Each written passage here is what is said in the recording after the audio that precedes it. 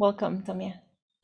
Thank you. Welcome, everyone. Thank you, Eileen. What a beautiful way to open up this part of the session.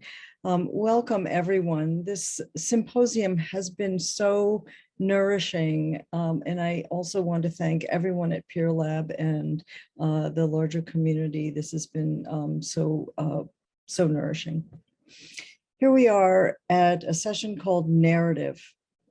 How might considerations of metaphor, narrative, and difference reveal how we view the world and ourselves, the humanity of being in the world, identity, ethnicity, identifying, signifying, practicing, musicking, performing, expressing, and being?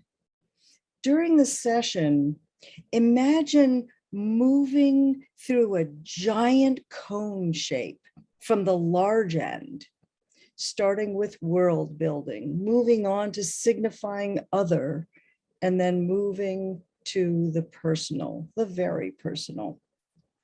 So let us begin with DORINNE KONDO. I invite DORINNE to unmute and start us off. I so look forward to your talk. Thank you so much, Tomie. Thank you so much to Peer Labs, Nina, Daniel, UCLA, all the wonderful participants from whom I've derived so much inspiration. Let me share my screen to start us off. Can people see this? It looks off kilter. Okay, great. Alrighty. So yesterday marked the 30th anniversary of the outbreak of the LA uprisings or rebellion. Shanna Redmond's keynote was a chilling reminder of the continuing salience of state violence and anti-Blackness that are foundational to the settler colonial nation state. The 1992 protests and unrest lasted for 6 days. Anyone who was here may remember the burnt out buildings, National Guard with rifles, government-imposed curfews, tanks in the streets, followed by cleanup campaigns and lofty slogans of healing and hope. Media blared tropes of riots and looting, which still continues, actually. I've been listening to the coverage, it's all about the riots, nothing about rebellion or uprising. Marginalizing the political critique and outrage that exploded after the acquittal of the police officers responsible for the beating of Rodney King. Sound bites reduced the causes of the rebellion to, for example, the Black Korean conflict, thus failing to examine white supremacy, racial capitalism, and race-class divisions that went far beyond simplistic binaries. Today, I want to approach vibrational practice as a performance studies scholar, playwright, and dramaturg. Marking the anniversary of the uprisings, I return to my participatory observation as one of 4 dramaturgs for the world premiere of Anna Deavere Smith's play, Twilight, Los Angeles, 1992.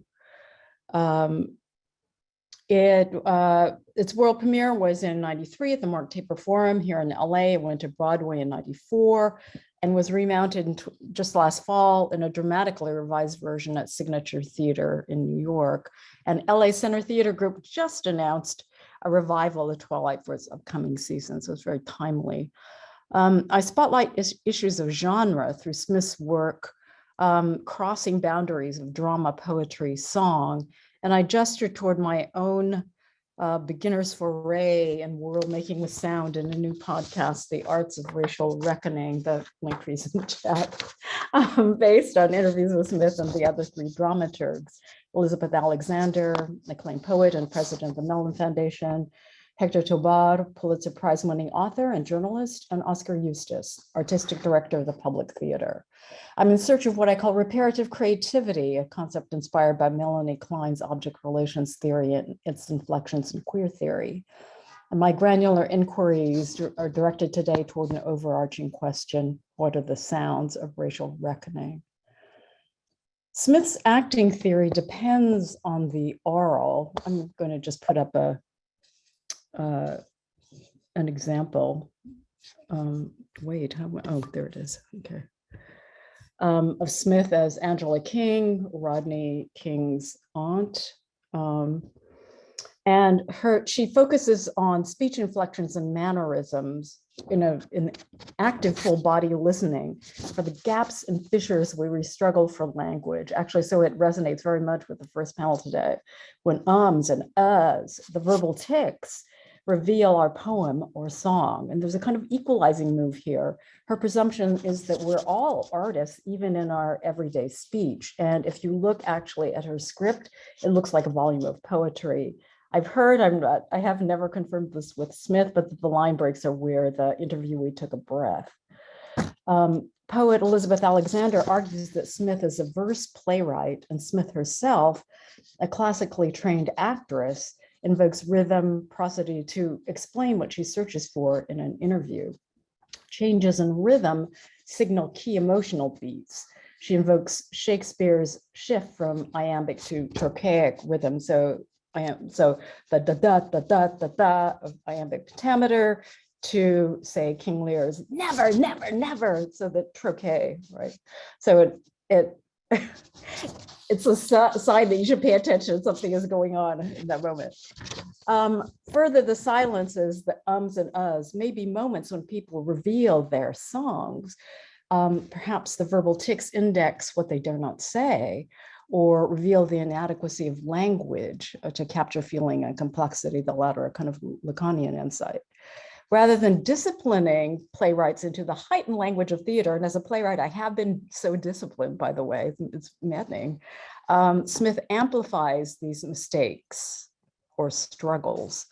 Consequently, when I was a character in the 1994 Broadway version of Twilight, I was called a stuttering sociologist by one reviewer. When Smith conducted a master class for HBO, she paired a young white woman, and we can talk about the consequences of cross-racial, cross-gender representation, with a young Black man. And they and other high school student actors interviewed and performed each other. The young man who had played Trayvon Martin was constantly worried, heartbreakingly, about offending other people. So Smith passionately exhorted the young woman to imagine what he could say in his ums. And after her performance, Smith continued, quote, "You really trusted the dignity, the importance, the beauty of his ums. When this young African-American man is struggling in his life at 18 years to figure out what it all means." I put up Smith as Mrs. Young-Sun Han here. And Smith told the young man, she's trying to take the broad jump to the other, across the chasm to get to you. So here, Smith presumes difference in degrees of incommensurability to be foundational, rather than asserting a power evasive liberal humanism, like, oh, we're all human beings, or we're more alike than we are different, or other flabby power evasive sentiments that reiterate the equality difference conundrum of US ideology. In dialogue with Eichheim's book, specifically a chapter on cross-race, cross-gender performances of imitators of Billie Holiday, I find that Smith's work is similarly troped as channeling, appropriation, mimicry.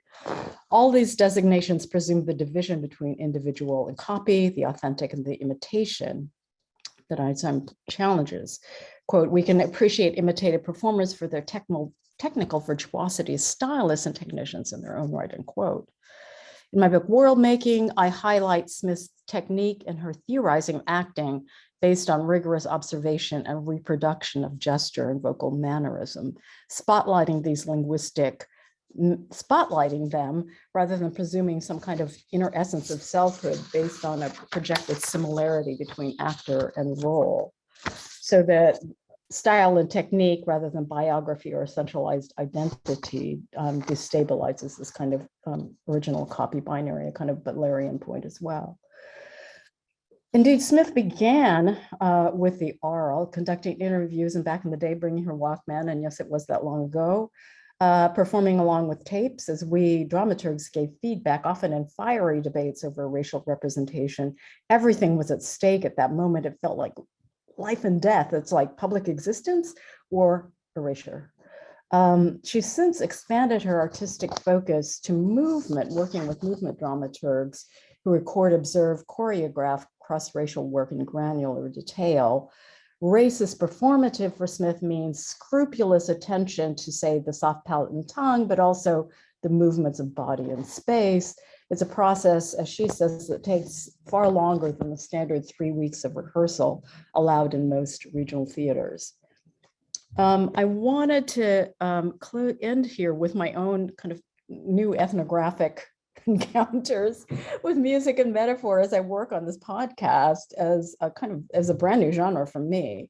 I've been struck by the visceral affective impact of music during our shaping of, I guess, what's called the outro, hold it to me, or what is in podcast lingo called the stinger. The sound engineer found lo-fi beats that in the first draft sounded to me to be floral, pastoral, feminine. And worst of all, it had a pretty resolution in a major key, and totally inappropriate for a podcast about racial reckoning, which is anything but resolved. I don't have the musical vocabulary to analyze her choice, but I felt it so viscerally that I was physically repulsed, which is a theoretical red flag. Repulsion and disgust, I think, are affects that index the workings of culture and power. I'm thinking here of food taboos, food studies, post-colonial theory that deals with these issues. Why do some people, for example, react so violently to eating snails or beef or raw fish? I was desperate to excise this overly femmy pretty sound, scouring websites that offered beats we could use without a license, because we don't have the money. So confronting the commodification of sound, metaphor, and affect, and browsing revealed a proliferation of musical metaphors. The cosmic, nature, activity, weed and chill was notable, and commodified emotion, happy, dreamy, angry. I provisionally decided on something called Into the Blue that felt more abstract than the 1990s music I would have chosen if we'd had the funding. The engineer edited out the male voice and said I didn't want a boy to end the broadcast. And the music came to an abrupt halt, no resolution. Smith ends Twilight with Twilight Bay, the eponymous character and architect of the gang truce in LA, who calls our state of structural racism and bristling racial tensions limbo. Taking a cue from Twilight, I end today with a question: what then are the sounds of racial reckoning? Thank you very much. Thank you so much, Doreen.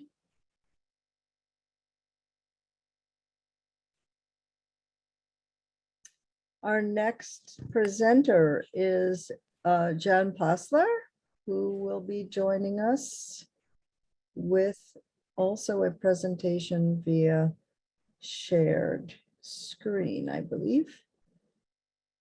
Wonderful. There you go. Great. Take it away. Okay, I just have to get my text so I can read it here. Oh no, I can't read my text. Hold on. Let me stop screen and I'll try it again. Hold on. Okay.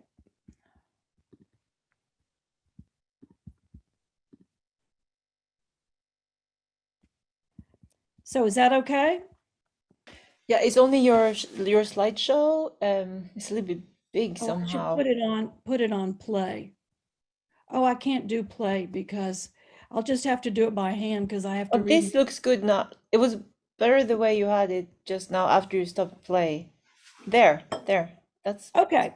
Yeah. Anyway, I too want to thank Nina and Daniel for this invitation, and of course the Peer Lab, which is doing such fabulous work. I'm coming in as sort of a historian of colonialism, and so with the kind of thing that's going to be a little bit different from everybody else, but here goes. Consider the names we give to others. What do these mean for us and for them? Sometimes, start my little stopwatch here. Sometimes general categories function like metaphors, drawing these two perspectives together through assumed analogy. While facilitating comparisons, categories can also remain vague enough to contain disparate, even incompatible elements. As such, like metaphors, they play important roles in traversing and accommodating difference.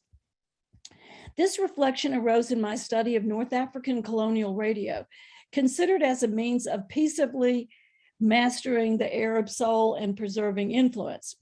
But as Fred Cooper has observed, empires need differentiation and incorporation. the otherness of the colonized persons, as well as the modes and places of belonging. Controlled belonging, but nonetheless. Colonial radio rapidly became a trans-ethnic public space wherein broadcasts included not just programs addressed to Western tastes, but also those of North Africans.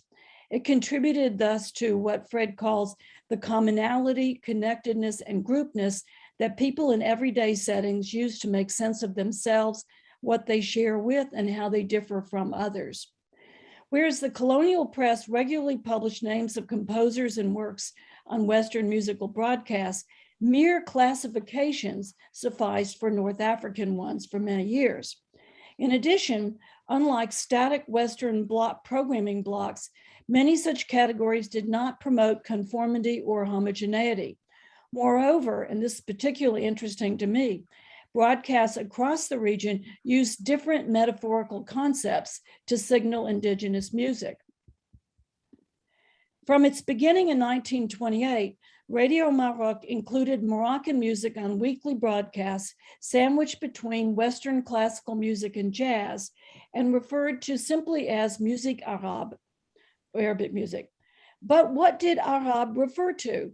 The Arab civilization whose cultural protection was so dear to French colonialists since 1900, the ethnicity or language of its people, the music of the Arabic diaspora, yet none of these connoted a stable, fixed meaning. Arab on Radio Maroc most likely referred to his first target audience, Moroccan urban elites. Indigenous elites tuned in and soon petitioned for more. By fall of 1932, the Concert Arabe increased to 3 times weekly. But in 1936, these concerts appeared in a new category, Concert de musique andalouse, Andalusian music. This classical tradition, which returned from Spain after the Jews and the Arabs were pushed out in 1492, represented the interests of urban elites who self-identified, and still do today, by the way, as of Andalusian descent. With Andalusian music linked to their identities, they had reason for preferring boundaries stronger than those of musique arabe. Understanding its cultural codes, they could legitimate it and bring consensus on its meaning and value, important for both Europeans and Moroccans, and also influence evolution. Needing elite support, radio administrators thus sought to satisfy their intellectual and artistic aspirations. In contrast, on Radio Alger, indigenous music was long programmed as musique orientale, Oriental music. This is what puzzled me so much. This term was as broadly aggregating and yet imprecise as musique arabe on Radio Maroc, and it was used by both French and Algerian musicians and concert organizers, including during the period's most famous Algerian ensemble, El Moutribia. Referring to indigenous music as Oriental music can be understood from 3 perspectives. As on Radio Maroc, each draws on earlier uses and addresses specific colonial contexts. First, musique orientale permitted inclusion of Jewish musicians. Many music societies performing musique arabe in Algiers had Jewish and Muslim members, and Moutribia a Jewish majority. Second, this categorization would draw European interests. Even before radio, Moutribia performed alongside Western ensembles for mixed audiences, especially at Algiers' most important outdoor square by the opera. For settlers, as we know, Oriental is associated with Orientalism, exotic charm, imaginative adventures, and construction of knowledge. Moutribia's performances often featured Andalusian music, saving it from oblivion, as they said, introducing it to diverse audiences, and above all, using it to make a living. Musique orientale may have denied specificity and distinction to Algerian music, but it could encompass such music as capable of bridging past and present North Africa with Europe and the Middle East. Third, and most important, musique orientale facilitated conceptual and musical space for collaboration, integration, and hybridity. El Moutribia's repertoire and boundary blurring hybrid concerts help explain Radio Alger's use of the category. At the Square in 1912, that's long before the radio started, it presented Andalusian nubas between airs from Gounod's Faust and Verdi's Rigoletto, later after selections of Tosca. This recalls juxtapositions of musique arabe with Western classics on Radio Maroc in 1928. With increasing diversity alongside a fantasy of Samson and Delilah, it performed Andalusian music with humorous works, including a parody of a famous Charleston dance, showing the possibilities of adapting Arabic text to French music, according to the press. Some scholars have interpreted this hybridity as challenging the colonial order or disrupting prevailing notions of authenticity. But the widely divergent class, educational backgrounds, and tastes of their audiences refute these simple presumptions. Not only did Radio Alger's all-encompassing Oriental permit Orientalist hybridity, the attribution of El Matribia's Andalusian repertoire to their founder, Yafil, whether as composer or collector, transcriber, or orchestrator of this music, also suggests an Orientalist practice. His works, in fact, blur the lines between authorship and adaptation. In 1937, following Radio Maroc's return to its Concert Arabe,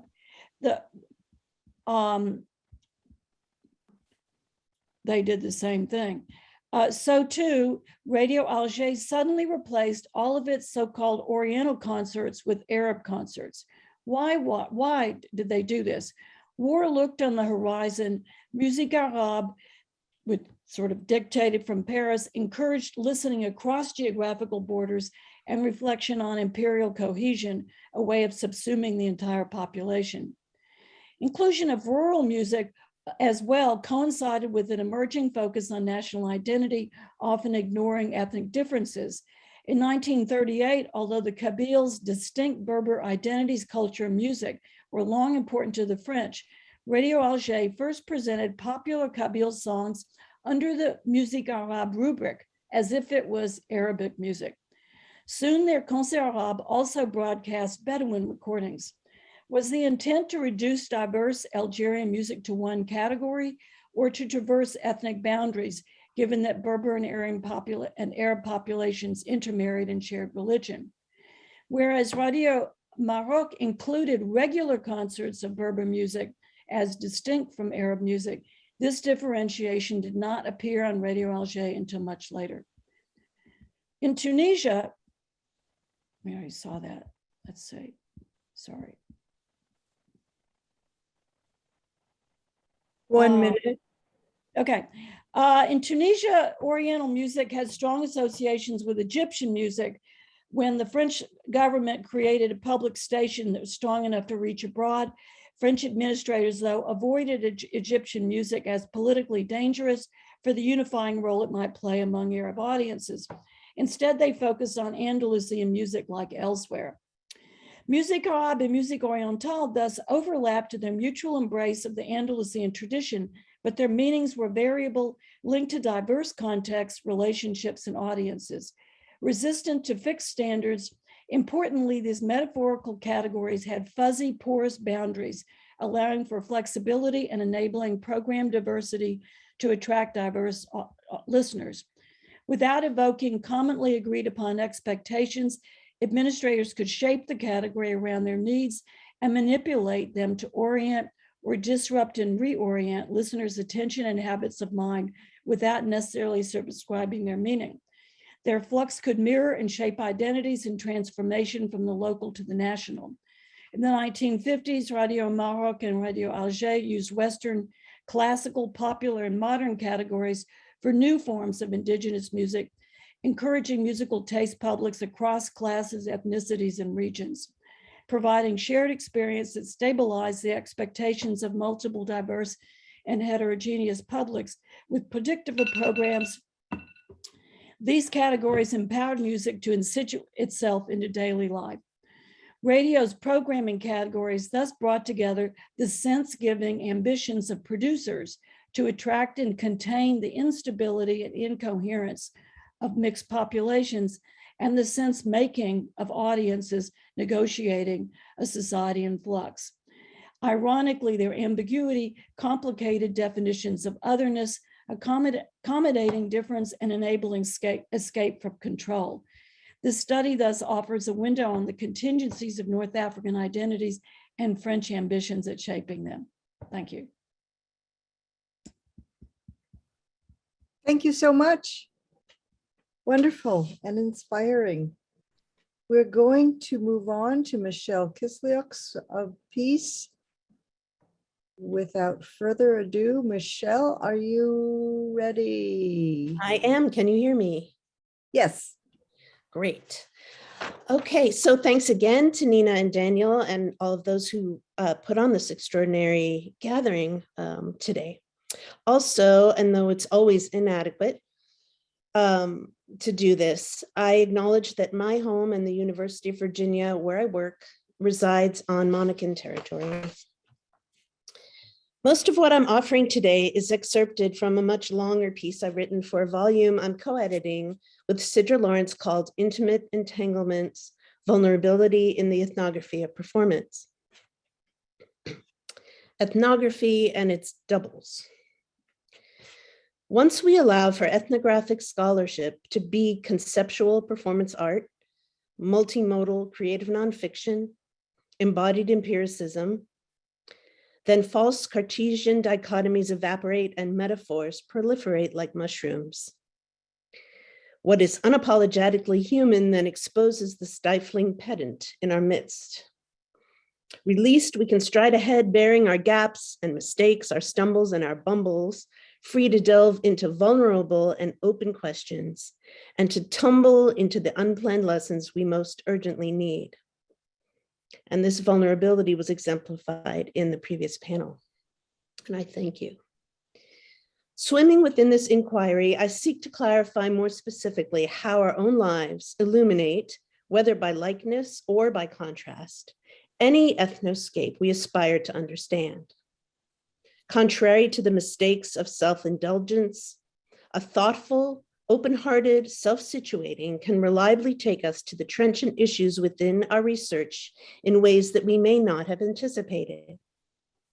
By identifying context and creating settings for welcoming what is relevantly personal into critical discussion, we blur and eventually dismantle that fast-held Cartesian body-mind dualism, opening instead into a multifaceted dialectic, or rather a rhizomatic multilectic.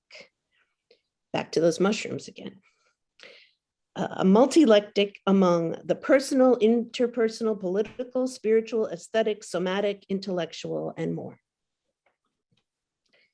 In The Theater and Its Double, published in 1938, the genius madman Antonin Artaud articulated a vision of performance that confronted the bourgeois European theater of those perilous times. I extend Artaud's double here to reach beyond theater to performance, ethnography, and academia more broadly, now in our own perilous times.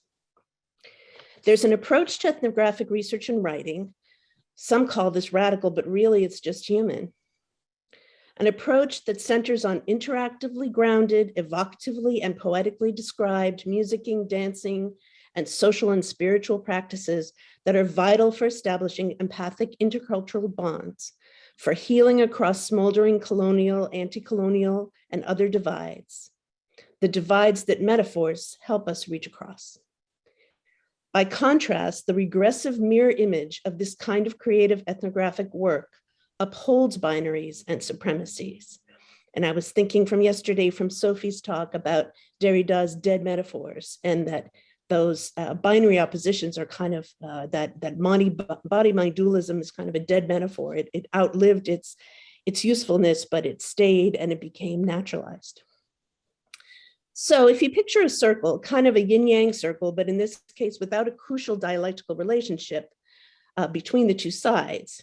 On one side, you can see this, is a stifling binary, and on the other is a dynamic dialectic of its own.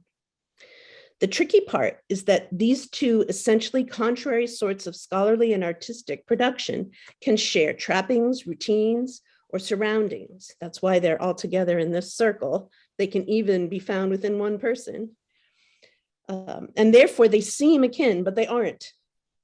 Let's call these the pernicious versus the propitious sides of a double.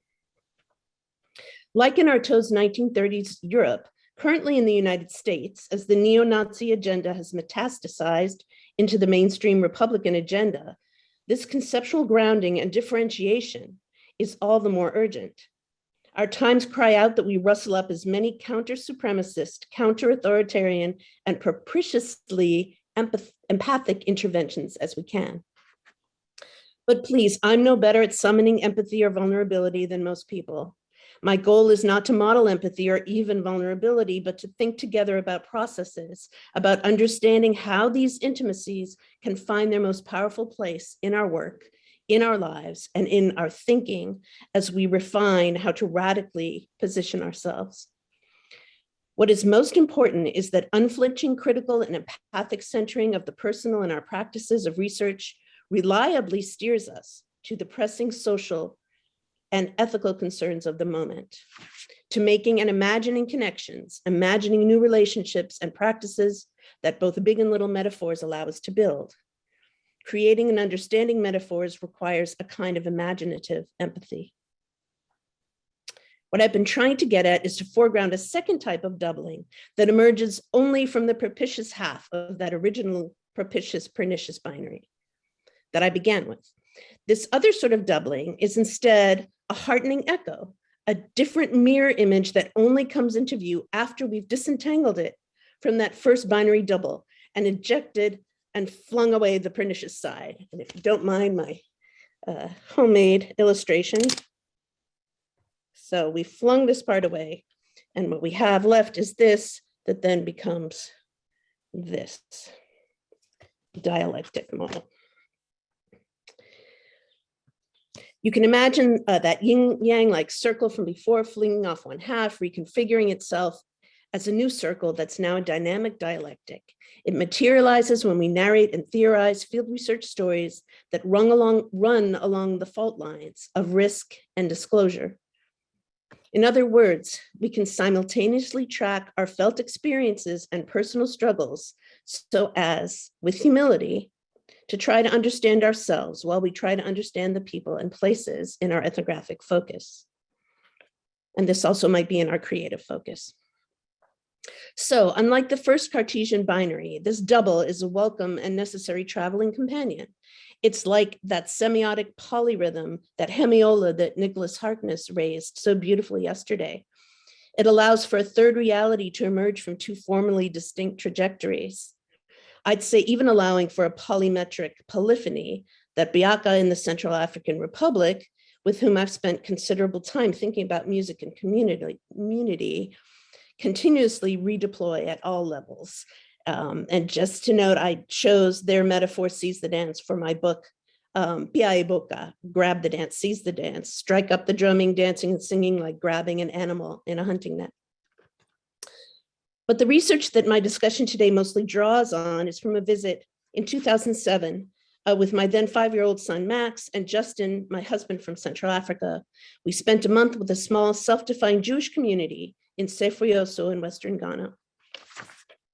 Arriving there, I assumed from my own background as the daughter of a child survivor of the Holocaust, that in any Jewish context, people would know what it means to defend one's ethnic identity or religious practices against oppressive or assimilative forces.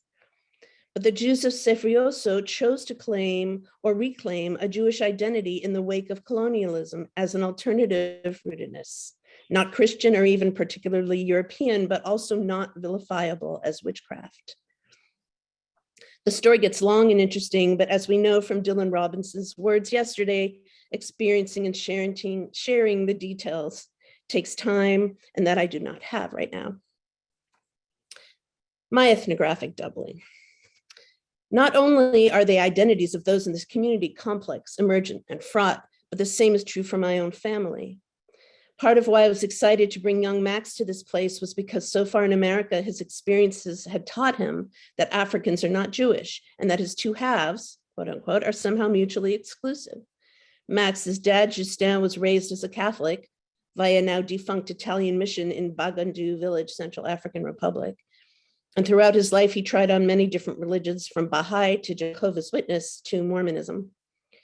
But for our son Max in America, as sociologist Bruce Haynes explains, Black Jews carry the burden of continually asserting their legitimacy. Without a counter narrative of their own, they struggle to fit within a Western narrative of rabbinic Jewishness that precludes their very existence, end quote. I thought spending time in Jewish Ghana might offer Max the experience of one kind of counter narrative. Here, the kids in the Arma family, our hosts, take Max under their wing. They get him bathed, teach him to fetch water, and to play soccer in flip-flops. Among other research goals, I hope to complicate and eventually integrate Max's reality to burst pernicious binaries by immersing him, however briefly, in an African Jewish context, while he also attended Hebrew class with Ghanaian children who knew more Hebrew than he did. The voice of an academic superego told me that I should not even visit, much less write a published piece involving this place and these people, unless it were to be fully informed by extensive ethnographic and scholarly study. With this project, I'm pushing back on the pernicious curtailing of an exploration focused on the synergistic meeting between what was going on in this community at this moment, my own family history and immediate reality, and urgent issues in the third decade of the 21st century. It turns out that a month-long visit 15 years ago suited exactly this purpose. It allows me to more fully model a perspective I raised decades ago, that while ethnography is partly about certain places and people in focus, it's equally about and shaped by the lens that is offering that experience of a place and a people. So the entire relevant background, the life of the person who brings that lens to bear on the moment is what unites an ethnography through a unique path of inquiry. I invoke James Clifford's phrase, ethnographic self-fashioning, in a directly dialectical way. Personalized, grounded, micro-descriptive, performance-focused inquiry is both constitutive and investigative. The constitutive and the empirical are two sides that need each other. Researching and then finally writing the longer essay I'm excerpting here allowed me to understand better not only what was and is going on in Sefrioso, but also what was and is going on in my own life and in the world right now.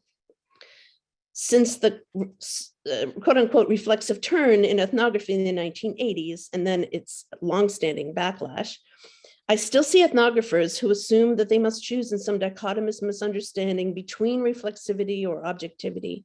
But we need both at once, always in a dialectical relation to each other.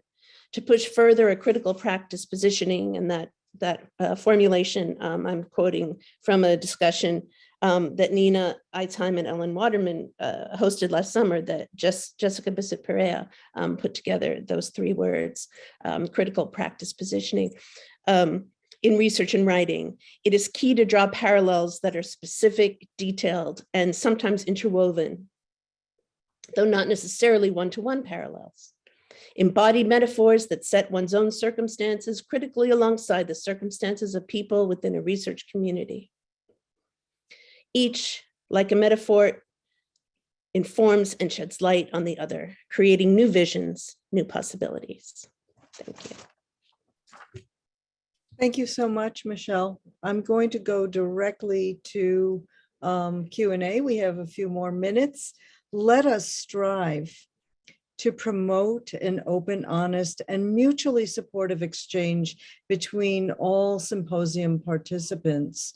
We ask that all approach one another and the shared conversation with kindness, curiosity, and respect for the different positions we are all bringing to the table, as well as the accommodations we are implementing to ensure everyone is able to participate. If you have questions, please put them in the chat, and then we can proceed from there.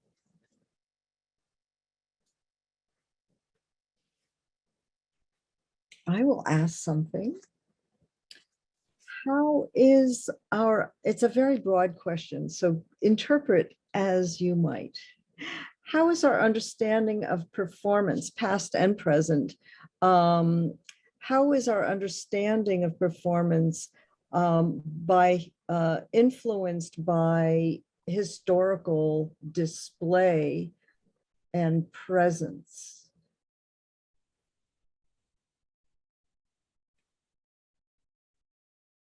So by display as well as presence, you can pick and choose what you like from that.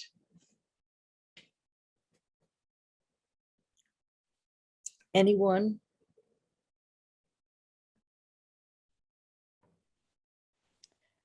Well, picking up on Michelle's point, which I agree with and think is very important, is that the viewer, of course, brings their assumptions until the performance breaks down those assumptions. And that's what's so exciting about performances, because the viewer brings, the person like the ethnographer brings themselves fully to it. But as Michelle is talking about, there is this duality, there's the other.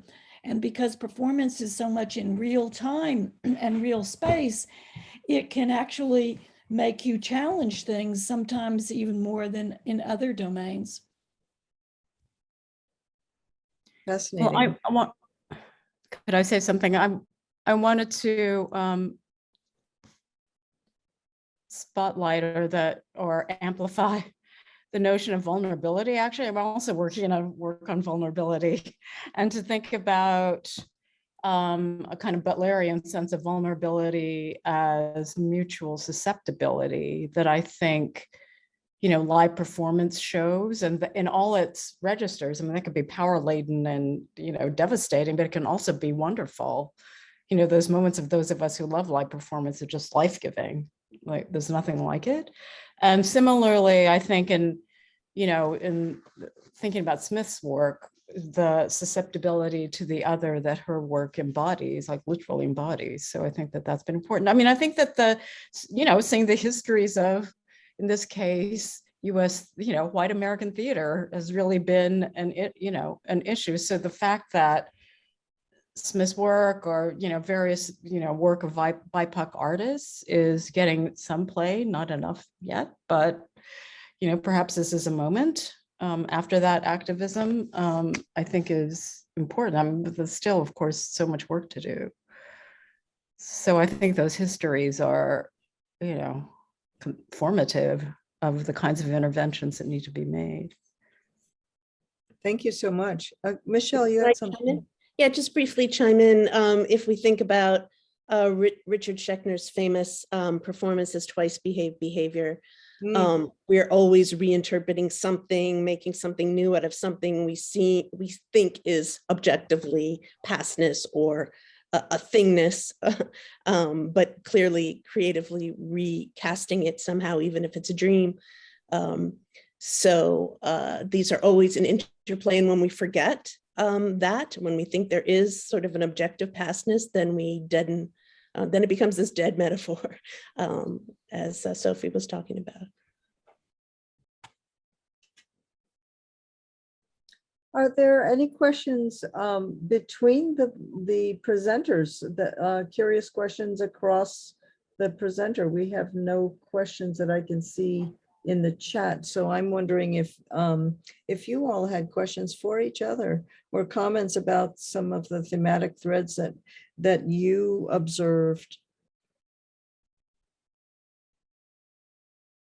I think Doreen actually hit on one of them that I also noticed about vulnerability, either in process or in engagement.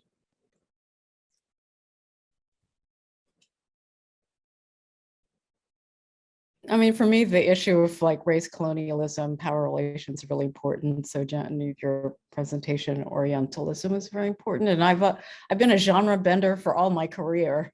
So, very much feeling much affinity with a lot of the work of people here today, but, Michelle, your work as well. From the get-go, I've been interested in, I was part of the reflexive movement in anthropology, the first, editorial board of Culture and Anthropology, reflexive voices, positioning the ethnographer. And, my latest book puts a full-length play into an ethnography and is also structured like a play. So I really want to, I've been thinking also about a book of creative nonfiction that would be sort of drama plus vignette sort of thing. So we shall see. But I mean, to me, why do we have to respect these boundary, these conventionalized power-laden boundaries, right? What might shifting those boundaries yield? Absolutely support that. Absolutely. There is a question by Shanna Redman. Doreen, how do we think about the vulnerability of the already vulnerable in ways that refuse a quote, open access approach to the bodies and creations of those communities? Woo! I mean, I have no, if I knew that, that would be right. How do we like transform the structural landscape? I mean, that's the question, that the already vulnerable can be either erased, or that, as your presentation spotlighted, Shauna, it's like total access, right? So, I mean, I think that that's going to be a struggle for all registers of performance, not just theater, but theater is particularly, there's the kind of white upper middle class, demographic of conventional theater audiences. So, I mean, it's, I'll take that, it is the question. So thank you for that, but I wish I don't have the solution. Anyone else out there? Or Shauna, did you want to say more? Shauna and I have been to many dreadful and like soul crushing theater experiences together that I've actually written about. She's actually saying the same to you. She says, I'd love to think through this. Yes, let's keep in touch about boy, that. I'd love to be a fly in the wall as well. It's wonderful conversation. Michelle. Well, just to follow up on that, if you will, I think that starting with acknowledging one's own vulnerability is a first step, because we are all vulnerable, and it's an assumed invulnerability that can lead to violence, though, without ignoring huge power differentials. I think the fear, for example, of law enforcement, white supremacist law enforcement, is often what leads to the violence. And if they were allowed their vulnerabilities, if they were allowed to jettison that binary and understand that we are all in this together, I know it sounds pie in the sky, but those are the words I have right now, then that could be a first step. So acknowledging that we make things together and we make them carefully. And if someone is so vulnerable that doing so would be a violence, then we just don't do it, or, but I guess that's what I would say. Daniel Reed has a question for you, Michelle. There's a little preface, great paper. Your work has always served as a model of vulnerability and central element of ethnographic practice and understanding, as a key element of embodied understanding and ethnography as performance. You mention ongoing pushback to reflexive positioning. Why do you think that is? And I'm sorry, but I'm going to have to ask you to do that in 1 minute or less. Oh, sure. I thought you were going to ask me to discuss it separately. And I thought, I do really want to say this. No, we're encroaching. That question. Well, it's part of it are the formalities and the systems that we have in place. Like even a conference like this, as wonderful and welcoming and community generating as it is, the limits of it push completely against vulnerability. But even in the classroom, how long it takes to have, let's say, graduate students to be confident and supported enough to be vulnerable. It's a huge investment of time, and they have to be interested and willing to do so. So it's not always at hand. And again, that's this, how I see it is this,